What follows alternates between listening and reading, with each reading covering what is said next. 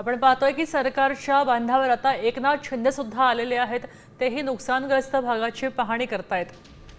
राज्यामध्ये अतिवृष्टी झाली आहे आणि त्या ठिकाणी संपूर्ण मराठवाडा पुराच्या वेढ्यामध्ये आहे।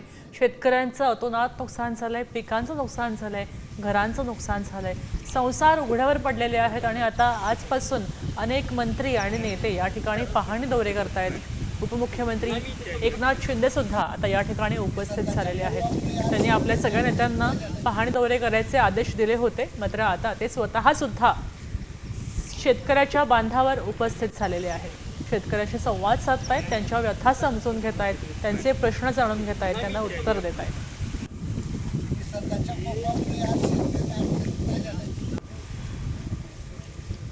या ठिकाणी मोठं नुकसान झाल्याचं पाहायला मिळतंय। नेमकी आता सरकारची भूमिका काय असेल अशा प्रकारचे प्रश्न त्यांना विचारले जात आहेत आणि त्यांची ते उत्तर शेतकऱ्यांना देत आहेत। बळीराजाचं अतोनात नुकसान झालेलं आहे, कधीही भरून येणार नाही अशा जखमा त्यांच्यावर झालेल्या आहेत या अतिवृष्टीमुळे, या अस्मानी संकटामुळे।